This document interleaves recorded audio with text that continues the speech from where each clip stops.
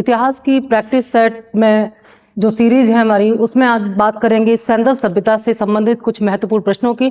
इससे पहले 2 set already practice हम लोग कर चुके हैं जिनमें पाषाण काल के क्वेश्चन लिए गए थे, और यहाँ पर हम लोग बात करेंगे सिंधु सभ्यता से आने वाले अति महत्वपूर्ण क्वेश्चंस की। और मैंने जैसे कि बताया, ये सीरीज खासतौर से उन लोगों को ध्यान में रख करके तैयार की गई है जो आने वाले एग्जाम्स के लिए अपनी तैयारी कर रहे हैं, और एमसीक्यू टाइप के जो एग्जाम्स हैं, चाहे वो TGT, PGT, net, JRF, LT, जितने भी एग्जाम हैं सबके लिए ये बराबर महत्व के हैं। तो इनमें व्याख्या पर ध्यान देकर के हम लोग इनके आंसर जानेंगे, यानी कि आंसर विद व्याख्या। तो व्याख्या में जैसे कि मैंने बताया, हमारा पूरा रिवीजन हो जाता है, यही मुख्य उद्देश्य है।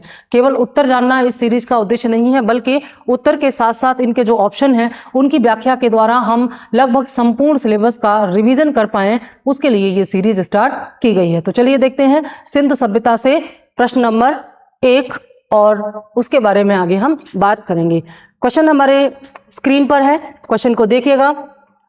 निम्नलिखित में से कौन सी संभवतः भारत में प्रयोग की जाने वाली प्रथम धातु थी? पूछा गया है कि भारत में प्रयोग की जाने वाली पहली धातु कौन सी थी?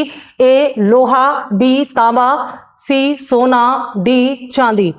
तो कई जगह हम लोग इस बात पर चर्चा कर चुके हैं कि भारत में सबसे पहले जिस धातु का प्रयोग लोगों ने किया था वह तांबा थी, और इसके जो साक्ष्य हैं वो मेहरगढ़ से प्राप्त हुए हैं। कहां से प्राप्त हुए हैं? मेहरगढ़।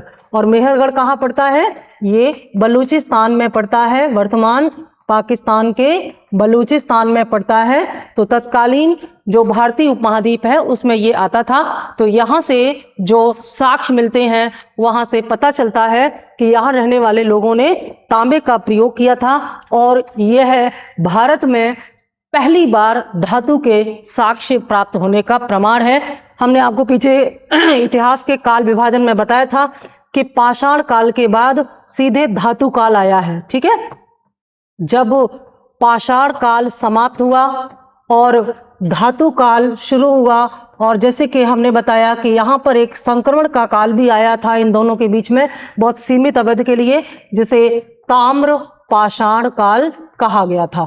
तो ताम्र पाषाण काल में ये जो तांबा है, ताम्र है, ये तांबा है, और तांबे और पाषाण के उपकरणों के साथ साथ प्रयोग करने के कारण इन बीच में जो संस्कृतियां थी इन्हें ताम्र पाषाण कालीन संस्कृतियां कहा गया था।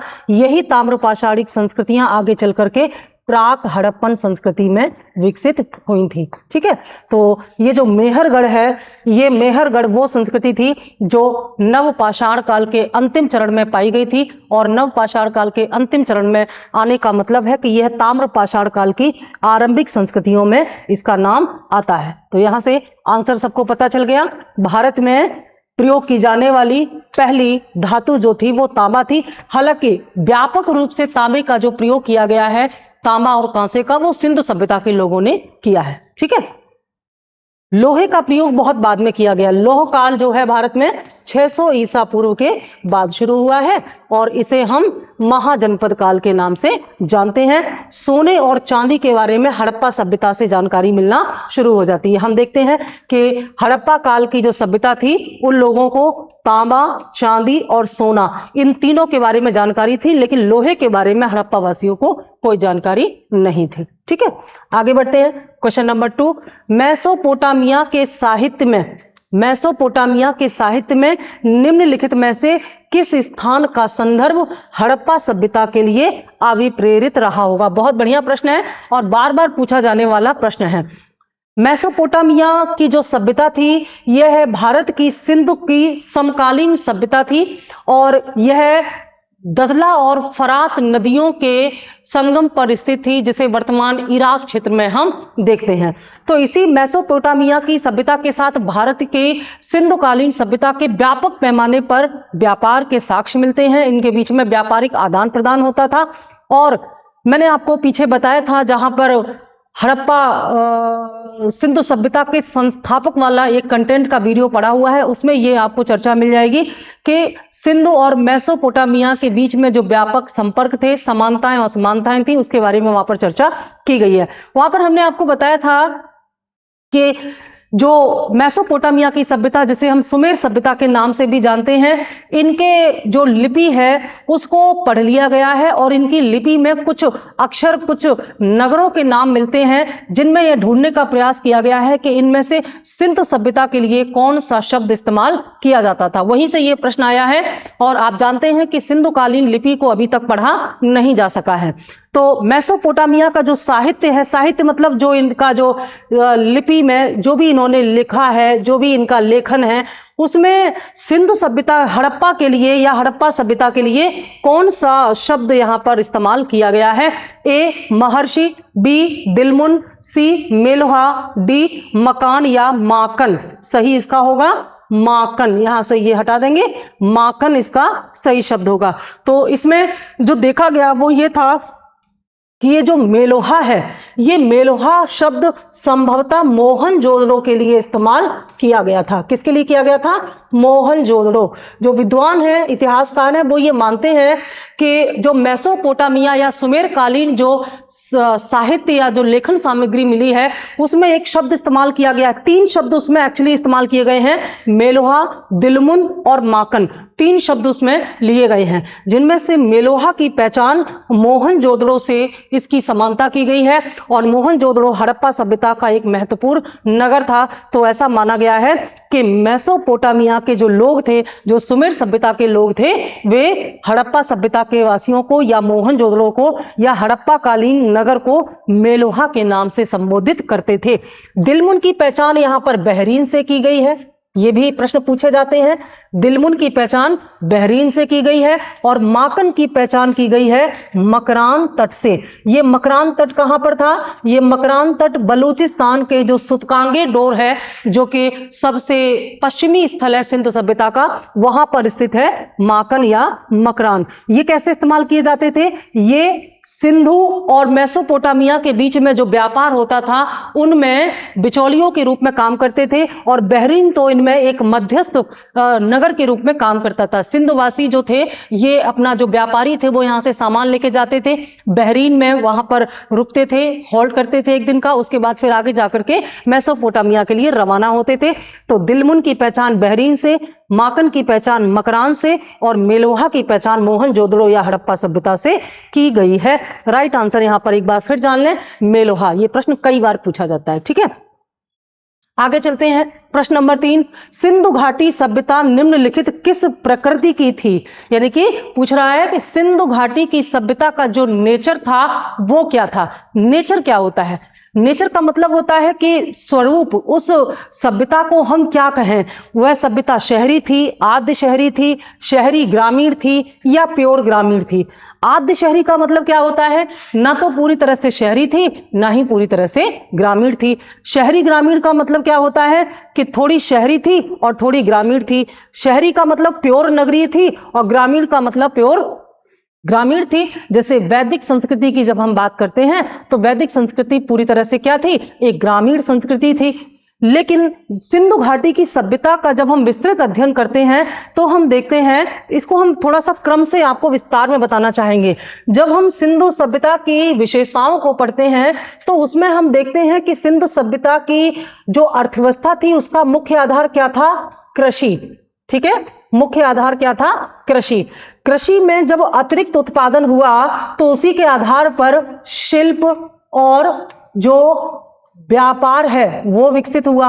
और शिल्प और व्यापार कहां पर विकसित होते हैं? नगरों में। ठीक है, नगरों में विकसित होते हैं। इसीलिए हड़प्पा एवं मोहनजोदड़ो जैसे 2 विशाल नगर यहां से प्राप्त हुए हैं। हड़प्पा और मोहनजोदड़ो विस्तार में सबसे बड़े नहीं थे, लेकिन विकास में सबसे उन्नत स्थिति थी यहां पर।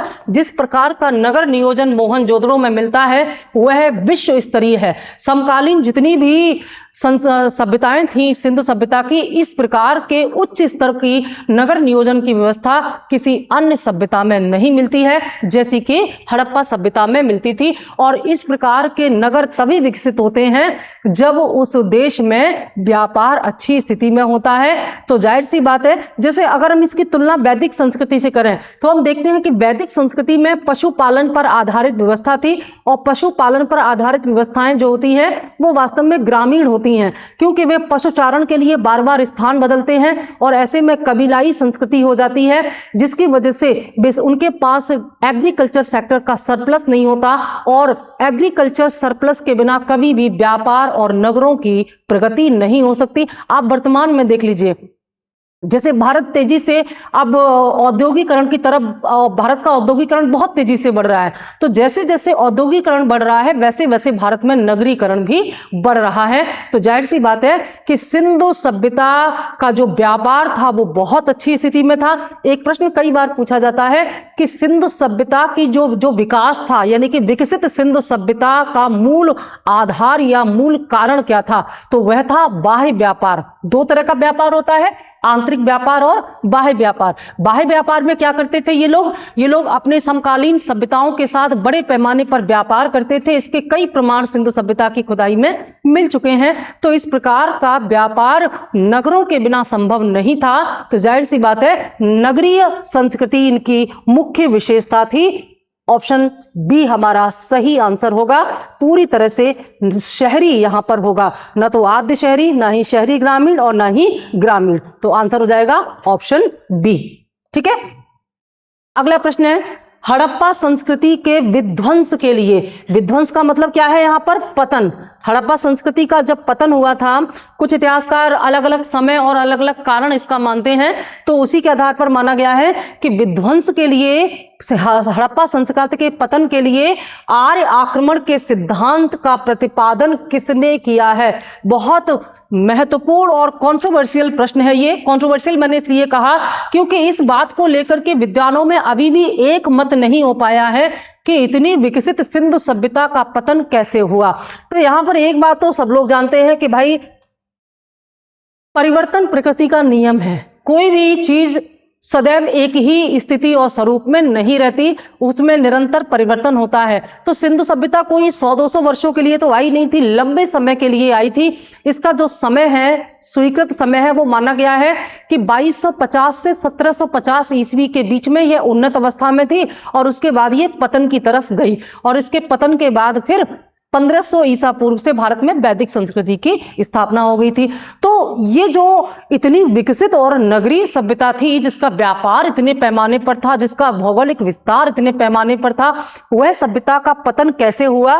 कुछ इतिहासकार ऐसा मानते हैं कि हड़प्पा सभ्यता के बाद आने वाली जो वैदिक संस्कृति थी, इन वैदिक संस्कृति के लोगों ने ही, वैदिक संस्कृति की स्थापना किसने की थी? वैदिक संस्कृति की स्थापना करने वाले थे आर्य। ठीक है, आर्य संस्कृति के नाम से भी जानते हैं वैदिक संस्कृति को, क्योंकि आर्यों ने ही वैदिक संस्कृति की स्थापना की थी, जिसे हम ऋग्वैदिक काल या उत्तर वैदिक काल के नाम से जानते हैं। आगे इसकी चर्चा होगी टॉपिक पर। तो इतिहासकार इनमें से कौन ऐसा है विद्वान जो ये मानता है कि आर्यों ने आक्रमण किया भारत में, और उस आक्रमण के कारण हड़प्पा संस्कृति का पतन हुआ, विध्वंस किया? कौन है उसके जिम्मेदार? यानी कि इसमें कौन है ऐसे विद्वान जो ये मानते हैं? A John Marshall, B Mortimer Wheeler, C B Lal, और डी बी के थापड़। तो इनमें राइट आंसर होगा बी मार्टिमर व्हीलर। बहुत महत्वपूर्ण है ये। मार्टिमर व्हीलर और इनके साथ साथ गार्डन चाइल्ड, स्टुअर्ट पिगट, दो और नाम है, गार्डन चाइल्ड और स्टुअर्ट पिगट। शॉर्ट में हमने लिख दिया है स्टुअर्ट पिगट और गार्डन चाइल्ड, ये दो विद्वान, और तीसरे ये मार्टिमर व्हीलर। ये तीनों ये मानते हैं कि बाह्य आक्रमण के कारण सिंधु सभ्यता का पतन हुआ। और बाह्य आक्रमण कौन करेगा? तो ये कहते हैं कि बाह्य आक्रमण वही करेगा जिसने सिंधु सभ्यता के पतन के बाद अपनी स्वयं की संस्कृति स्थापित की हो। और सिंधु सभ्यता के पतन के बाद स्थापित होने वाली संस्कृति कौन सी थी? वैदिक संस्कृति थी। तो ये मानते हैं कि वैदिक संस्कृति के संस्थापक यानी कि आर्यों ने ही सिंधु सभ्यता का पतन किया। अब यहां पर तर्क ये उठता है कि इनका लॉजिक क्या है? क्या लॉजिक है? कैसे कह सकते हैं कि आर्यों ने आक्रमण किया और संस्कृति का पतन हुआ हड़प्पा? तो इसके पीछे ये कुछ कारण बताते हैं जो साक्ष्य मिले हैं। क्या कहते हैं ये ये कहते हैं कि वेदों में, ऋग्वेद में उनके जो सबसे प्रमुख देवता थे, याद रखिएगा ऋग्वैदिक काल के सबसे प्रमुख देवता कौन थे? इंद्र। ठीक है, और इंद्र को कहा गया है पुरंदर। क्या कहा गया है? पुरंदर। और पुरंदर का शाब्दिक अर्थ होता है किलों को नष्ट करने वाला। और किले क्या थे? सिंधुकालीन नगरों में जो पश्चिमी टीले थे, इन पश्चिमी टीलों पर बनी हुई इमारतों को दुर्ग कहा गया है, क्योंकि ये ऊंचाई पर बने थे और इस प्रकार से बने थे जहां से पूरे नगर का प्रशासनिक सिस्टम को कंट्रोल किया जाता होगा। तो ऐसे विशाल नगरों को या हड़प्पा या मोहनजोदड़ो जैसे उच्च स्तरीय नगरों को यहां दुर्ग मानते हुए ये माना गया है कि इन दुर्गों को नष्ट करने के कारण ही इंद्र को पुरंदर की उपाधि दी गई। और इसीलिए इंद्र यानी कि जो कि वैदिक देवता हैं और सबसे महत्वपूर्ण वैदिक देवता हैं, इन्होंने ही आक्रमण किया और सिंधु सभ्यता का पतन हुआ। उसके बाद इन्होंने, आर्यों ने अपनी वैदिक संस्कृति यहां पर स्थापित की। लेकिन और एक और तथ्य ये देते हैं, तथ्य, दूसरा तथ्य इनके पास क्या है? मार्टिमल व्हीलर के पास दूसरा तथ्य ये है कि जो मोहनजोदड़ो की खुदाई हुई है, मोहनजोदड़ो का शाब्दिक अर्थ जो है सिंधी भाषा में क्या है? मृतकों का टीला। मोहनजोदड़ो से नर कंकाल के ढेर मिले हैं। क्या मिला है? नर कंकाल के ढेर मिले हैं। तो कंकाल तो बहुत जगह से मिले हैं, लेकिन यहां नर कंकाल के ढेर मिले हैं।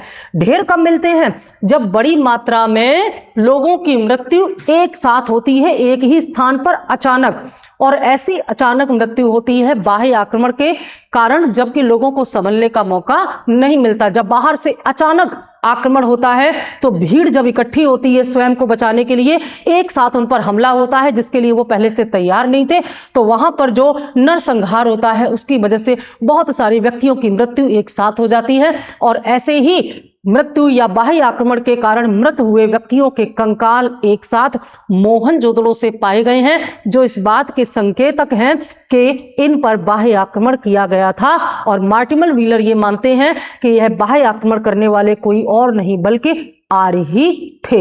यह बात इन्होंने मानी है। लेकिन याद रखिएगा, इसका निष्कर्ष नहीं निकल पाया है, क्योंकि हर जगह पर, हर नगर में इस प्रकार के कंकालों के साक्ष्य नहीं मिलते। केवल एक नगर से प्राप्त होने वाले इन सीमित साक्ष्यों के आधार पर हम यह नहीं मान सकते कि आर्यों ने संपूर्ण सिंधु सभ्यता का पतन किया होगा। और अगर हम ये मान भी लें कि सिंधु सभ्यता का पतन आर्यों के आक्रमण के कारण हुआ, तो फिर हम ये भी कैसे माने, क्योंकि सिंधु सभ्यता के पतन के बाद और वैदिक संस्कृति के आरंभ होने के बीच में लगभग 200 से 250 वर्षों के बीच का जो अंतराल है वो क्यों हुआ? अगर आर्यों ने ही सिंधु सभ्यता का पतन किया, नरसंहार किया, तो फिर इन्होंने अपनी वैदिक संस्कृति को स्थापित करने में इतना समय क्यों लगा दिया? 1750 ईसा पूर्व में जब वैदिक संस्कृति का पतन हुआ, ठीक इसके बाद ही 1750 ईस्वी में जब सिंधु सभ्यता का पतन हुआ, तो ठीक यहीं पर वैदिक संस्कृति की स्थापना हो जानी चाहिए थी, पर ऐसा नहीं हुआ। वैदिक संस्कृति कब स्थापित होती है? 1500 ईसा पूर्व में।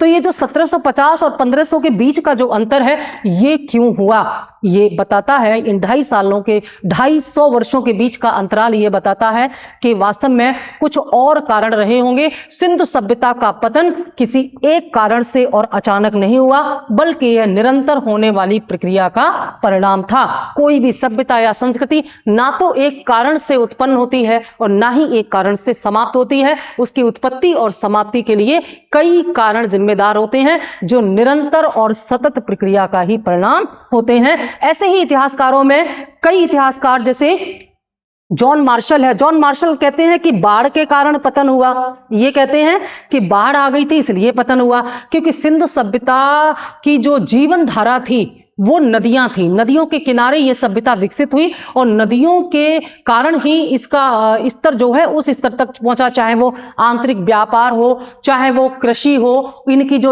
उपजाऊ मिट्टी थी नदियों के किनारे की सॉफ्ट थी, वहां पर ये अच्छी कृषि करते थे। तो जैसे ये मार्शल कहते हैं कि जैसे जलवायु परिवर्तन हुए, नदियों में बाढ़ आई, तो बाढ़ आने के कारण जो हड़प्पा सभ्यता थी उन्होंने अपना स्थान बदला और ये उत्तर की ओर चलते गए। आरंभिक सिंधु सभ्यता का जो केंद्र था, यानी पर जहां पर उन्नत नगर मिलते हैं, हड़प्पा और मोहनजोदड़ो जैसे विकसित नगर मिलते हैं, ये सिंधु और उसकी सहायक नदियों के आसपास विकसित था। लेकिन जैसे जैसे नदियों ने अपना मार्ग परिवर्तित किया, बाढ़ होती गई, वैसे ही ये पूर्व की ओर यानी कि गंगा घाटी की ओर विकसित होते गए। और इसके प्रमाण भी है हमारे पास, क्योंकि गंगा सिंधु सभ्यता का सबसे पूर्वी स्थल जो आलमगीरपुर मेरठ से मिलता है उत्तर प्रदेश के, यह उत्तर हड़प्पन संस्कृति यानी कि पतनोन्मुखी अवस्था को दिखाता है हड़प्पा सभ्यता की। निश्चित ये वो लोग थे जो मुख्य केंद्र जो है सिंधु और उसकी सहायक का, जब वहां पर नदियों का मार्ग परिवर्तित हुआ, नदियों में बाढ़ आई या प्राकृतिक परिवर्तन हुए, उसके बाद धीरे धीरे उन्होंने पूर्व की ओर यानी कि गंगा घाटी की ओर पलायन करना शुरू किया। लेकिन गंगा घाटी की ओर, पूर्व की ओर पलायन करने वाले जो ये लोग थे, ये उस प्रकार की संस्कृति का विकास नहीं कर पाए जैसे कि सिंधु और उसकी सहायक नदियों के आसपास हुआ था। ठीक है, तो यहां पर मार्टिमल व्हीलर ये मानते हैं कि आर्यों ने ही सिंधु सभ्यता का पतन किया था। बहुत महत्वपूर्ण फैक्ट है, इसलिए मैंने थोड़ा डिटेल्स आपको बता दिया, आगे काम आएगा आपका ये। ठीक है, अगला क्वेश्चन है, किस पुरा स्थल के दुर्ग में 7 अग्निकुंड प्राप्त हुए हैं? मैंने बताया था आपको कि सिंधुकालीन नगर जो है वो कुछ इस प्रकार से थे। एक रक्षा प्राचीर होती थी, पश्चिमी टीले पर दुर्ग होता था और पूर्वी टीले पर निचला नगर होता था। और धौलावीरा एकमात्र ऐसा स्थान है जहां इन दोनों के बीच में एक मध्यमा भी होता था, अदरवाइज बाकी नगरों में 2 ही हुआ करते थे। तो पूछा गया है किस पुरास्थल के दुर्ग में यानी कि पश्चिमी टीले पर अग्निकुंड के साक्ष्य मिलते हैं? कुछ विद्वान इस अग्निकुंड को यज्ञ वेदिकाएं कहते हैं, कुछ विद्वान इसे बलवेदी का स्थान कहते हैं कि यहां बलि दिया जाता था, बलवेदी है ये। ठीक है, कुछ विद्वान ये मानते हैं अपना अपना। लेकिन कुछ ऐसे गड्ढे नुमा यहां पर मिलते हैं जहां पर अग्निवेदी के साक्ष्य, अग्निकुंड जैसा कुछ प्राप्त हुआ है। तो वह स्थान कौन सा है? ए हड़प्पा, बी मोहनजोदड़ो, सी लोथल और डी कालीबंगा। तो सही उत्तर होगा डी कालीबंगा। ठीक है, कालीबंगा का जो दुर्ग है वहां से इस प्रकार के साक्ष्य प्राप्त होते हैं। कालीबंगा बड़ा ही ऐतिहासिक क्षेत्र है, यहाँ हड़प्पा सभ्यता का बहुत ही आश्चर्यजनक करने वाली यहां से चीजें प्राप्त होती हैं।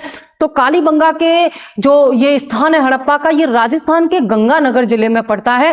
पीछे वीडियो में कंटेंट में हम आपको बता चुके हैं, जैसे कि मैंने बताया 2 यहां पर प्लेलिस्ट बनाई गई है इतिहास के बच्चों के लिए, एक है कंटेंट के लिए और दूसरा है क्वेश्चन प्रैक्टिस के लिए। तो आप दोनों ही प्लेलिस्ट पर जाकर के अपने सब्जेक्ट को बहुत ही अच्छे से तैयार कर सकते हैं। कंटेंट को पढ़िए और क्वेश्चन प्रैक्टिस करिए और डिटेल्स इसके आप तैयार करिए। और यहाँ पर सुबह 8:30 बजे से ऑनलाइन ऑफलाइन बैच शुरू हो चुका है इतिहास ऑप्शनल का, इतिहास सब्जेक्ट का, सभी प्रकार के विषयों के लिए, चाहे वो आईएएस के ऑप्शनल के बच्चे हों, चाहे वो टीजीटी, पीजीटी, नेट, जेआरएफ के बच्चे हों, सभी का स्वागत है। यहाँ पर सभी को ध्यान में रखकर के सिलेबस तैयार किया गया है। सुबह 8:30 बजे से 10 बजे तक का ये बैच है और ये ऑफलाइन बैच डायरेक्ट ऑनलाइन भी किया गया है। तो जिसके लिए जैसी सुविधा हो वो इसको अटेंड कर सकता है, ज्वाइन कर सकता है। ठीक है, क्योंकि हम वीडियो में उतना डिटेल्स नहीं बता सकते जितना कि क्लास में होता है, क्लास की एक अलग बात होती है। तो यहां पर हम बात कर रहे हैं कि किस पुरास्थल के दुर्ग में 7 अग्निकुंड प्राप्त हुए हैं। आंसर मैंने बता दिया, कालीबंगा। तो कालीबंगा कहां पड़ता है? कालीबंगा पड़ता है राजस्थान के गंगानगर जिले में और इसकी खोज जो है 1951 में अमलानंद घोष ने की थी। 1951 में अमलानंद घोष ने इसकी खुदाई की थी और इसकी खुदाई में जो पाया गया है बहुत महत्वपूर्ण है। और सबसे महत्वपूर्ण जो जहां से ये प्रश्न आया वो ये है कि यहां पर जो पश्चिमी टीला है यानी कि दुर्ग है, उसके समीप 7 आयताकार वेदियां पाई गई हैं। 7 आयताकार, जैसे ऐसे ऐसे आयताकार वेदिकाएं पाई गई हैं 7। तो ये किस बात का सबूत है? जैसे व्यवस्थित तरीके से यज्ञ या हवन किया जाता है उसके लिए ये वेदिकाएं बनाई जाती हैं, उस प्रकार की 7 वेदिकाएं यहां से मिली हैं जिन्हें हवन कुंड या अग्निकुंड का नाम यहां पर दिया गया है। इसके अलावा यहां से और भी बहुत कुछ, जैसे काली चूड़ियां मिली हुई है, अलंकृत ईंटें मिले हुए हैं, लकड़ी की नालियां मिली हुई है, मिट्टी की बनी हुई मोहरें मिली हुई हैं और सबसे महत्वपूर्ण ये कि दुनिया में सबसे पहले सबसे प्राचीन भूकंप के साक्ष्य भी कालीबंगा से मिले हुए हैं। ये बहुत महत्वपूर्ण है इसके बारे में, क्योंकि व्याख्या अगर इसकी यहां अच्छे से जान लेंगे तो आने वाले प्रश्नों के उत्तर भी आपके तैयार हो जाएंगे। तो इस प्रश्न का सही उत्तर तो डी है। बाकियों के बारे में जान लेते हैं। हड़प्पा आप जानते ही हैं, हड़प्पा सबसे पहले खोदा गया बहुत महत्वपूर्ण सिंधुकालीन स्थल है। लोथल एक महत्वपूर्ण बंदरगाह था सिंधु सभ्यता का। और मोहनजोदड़ो के बारे में मैंने बताया, मोहनजोदड़ो दूसरा विकसित नगर था जहां से बड़ी मात्रा में नरकंकाल प्राप्त हुए हैं। आगे चलते हैं अगले प्रश्न की ओर। हड़प्पा का कौन सा स्थल भूकंप के आरंभिक साक्ष्य को दर्शाता है? अभी अभी व्याख्या में हमने आपको बताया कि कालीबंगा वो क्षेत्र है जहां पर भूकंप का साक्ष्य मिलता है, और ऐसा माना गया है। इसी भूकंप के साक्ष्य के आधार पर कुछ विद्वान ये मानते हैं कि हड़प्पा संस्कृति के पतन का कारण भूकंप जैसी प्राकृतिक घटनाएं हो सकती हैं, जिन्होंने इस विकसित व्यवस्था को, विकसित सभ्यता को एक पतन की ओर कर दिया, जिसके बाद यह पतन की ओर निरंतर जाती गई और इसका जो असली नगरीय स्वरूप था वो इस भूकंप के कारण नष्ट हो गया था। ठीक है, इसके बारे में बता दिया गया है आपको। अगला है, अग्नि पूजा के साक्ष्य हड़प्पा संस्कृति के किस स्थान से मिलते हैं? वही एक व्याख्या से ये दूसरे प्रश्न का उत्तर मिल रहा है। कालीबंगा वो स्थान है जहां पर अग्नि पूजा के साक्ष्य मिलते हैं। जल पूजा के साक्ष्य कहां मिलते हैं? मोहनजोदड़ो से। कैसे पता चलता है? स्नानागार मिलता है वहां पर। ऐसे ही कालीबंगा में प्राप्त होने वाले इन 7 यज्ञ वेदिकाओं से ऐसा लगता है कि व्यवस्थित तरीके से यहां पर कोई पूजा पाठ, धार्मिक क्रिया की जाती थी जो अग्नि पूजा के साक्ष्य हैं। हमारे वर्तमान हिंदू संस्कृति में, धार्मिक क्रियाओं में इस प्रकार के हवन का प्रयोग, अग्नि पूजा का प्रयोग हम आज भी करते हैं। ठीक है, आगे चलते हैं। हड़प्पन स्तर से पकी मिट्टी का पैमाना कहां से मिला है? पकी मिट्टी का पैमाना कहां से मिला है? पैमाना समझते हैं? स्केल। स्केल किस काम में आती है? स्केल आती है नापने के, माप के प्रयोग में। हड़प्पा सभ्यता से बड़ी ही आश्चर्यचकित करने देने वाली कुछ चीजें मिली हैं जो ये दिखाती हैं कि यह सभ्यता कितनी विकसित रही होगी। समान आकार और वजन के बाट और माप अलग अलग स्थानों से मिले हैं।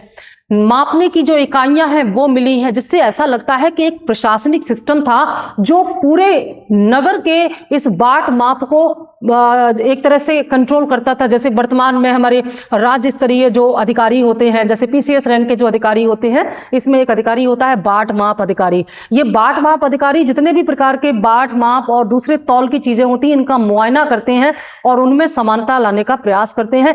ऐसी ही कुछ व्यवस्था सिंधु सभ्यता में रही होगी जो हमें इससे पता चलता है। ये पैमाना स्केलिंग का काम करता था, इससे स्केल किया जाता था। और ये पैमाना कहां से मिला है?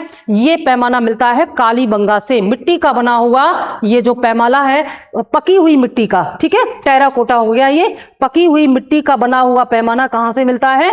कालीबंगा से मिलता है। बहुत महत्वपूर्ण है क्योंकि हाथी दांत और सीप का बना हुआ पैमाना भी आगे आपको मिलेगा। हाथी दांत और सीप का बना हुआ पैमाना कहां से मिलता है, इससे संबंधित आगे प्रश्न है, वहां पर हम इसकी व्याख्या करेंगे। तो 3 प्रकार के पैमाने मिलते हैं, पकी हुई मिट्टी का, हाथी दांत का और सीप का बना हुआ। एक पैमाना कहां से मिला है देखा आपने?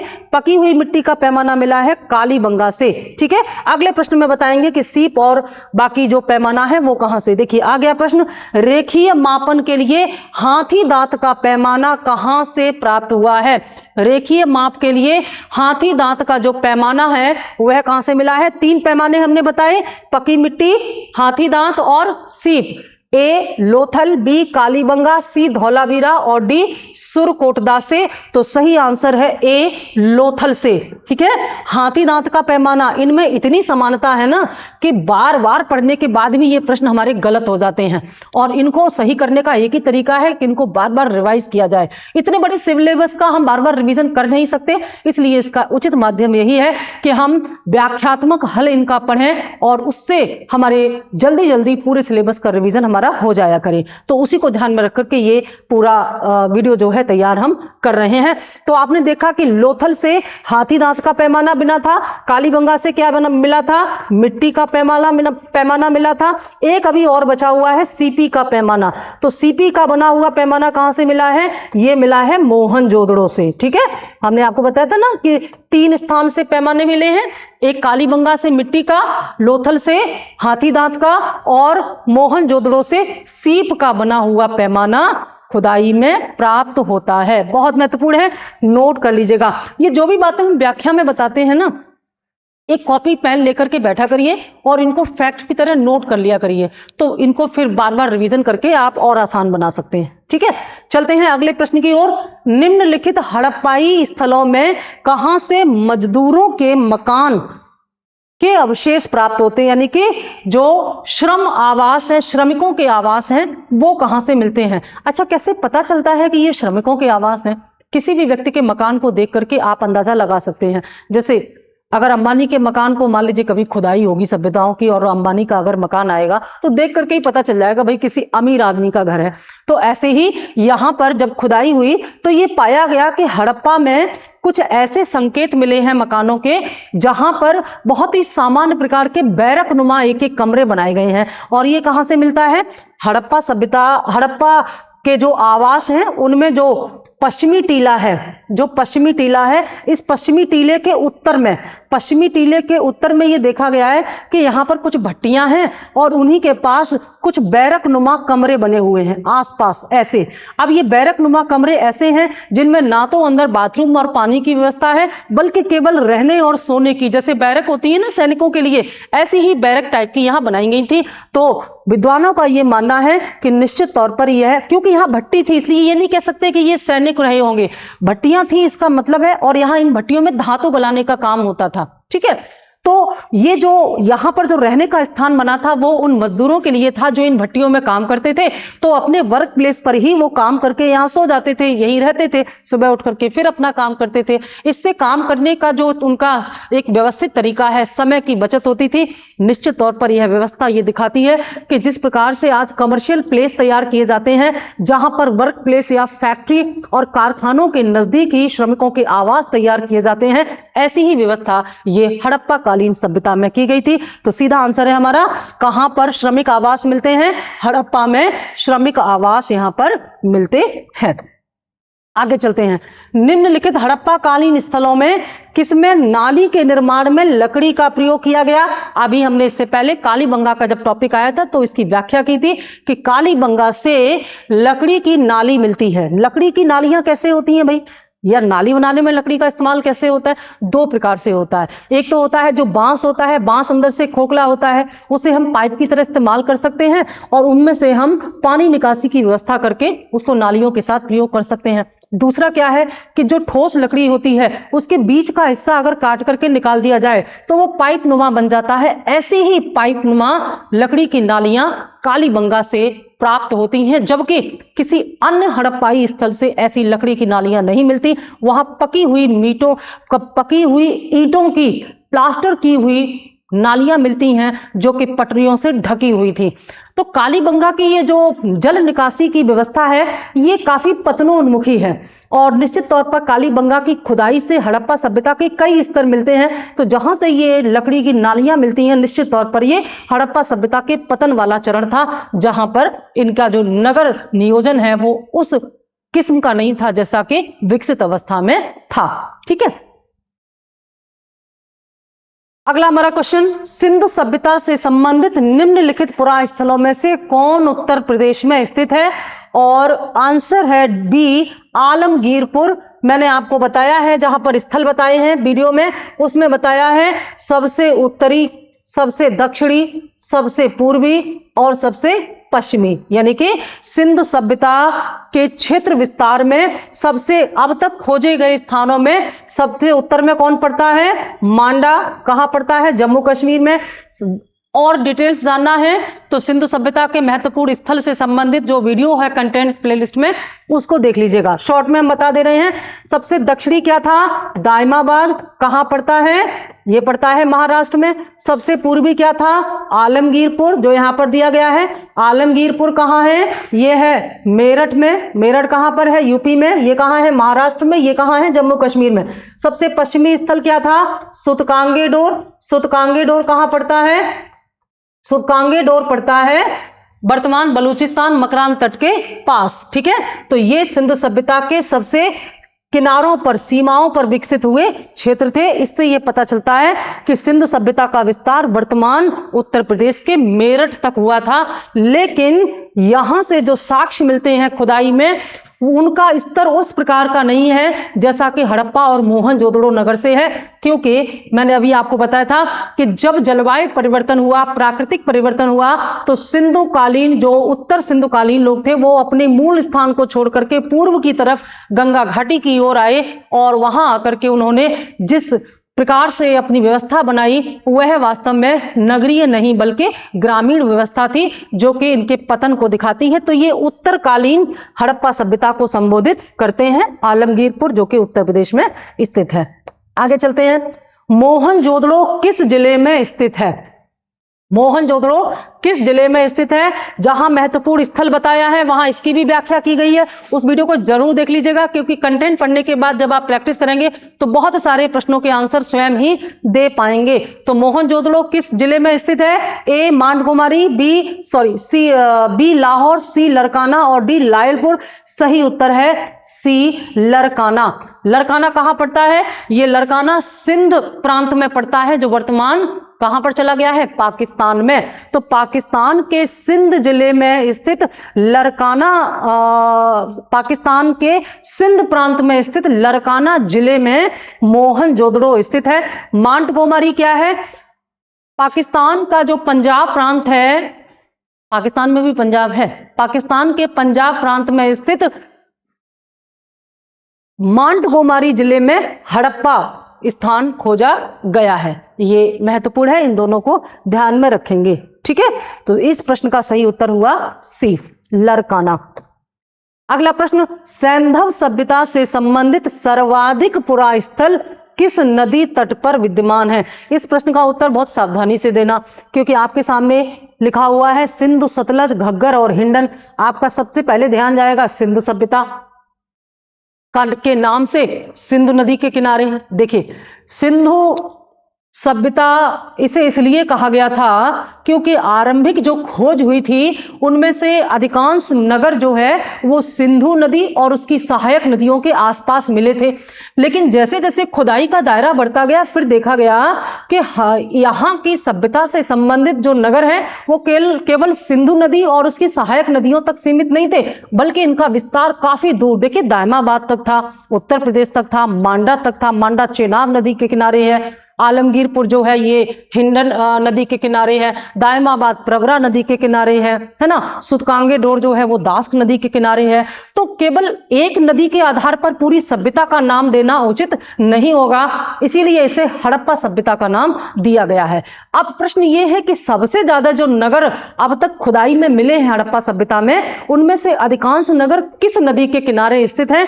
तो इसका उत्तर होगा सी घग्गर नदी। ध्यान रखिएगा। लेकिन अगर प्रश्न ये पूछा जाता है इन्हीं चार ऑप्शन के साथ कि हड़प्पा सभ्यता से प्राप्त विभिन्न नगरों में सबसे विकसित नगर या हड़प्पा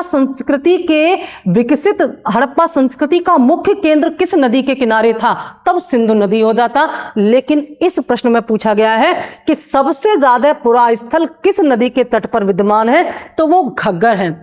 विद्वानों के अनुसार जितने भी पुरास्थल ढूंढ लिए गए हैं खुदाई में, उनमें से 80% घग्गर नदी के किनारे हैं। घग्गर किसका नाम है? घग्गर जो है ये सरस्वती नदी का ही नाम है। सरस्वती नदी को घग्गर नदी के नाम से प्राचीन उसमें जानते थे।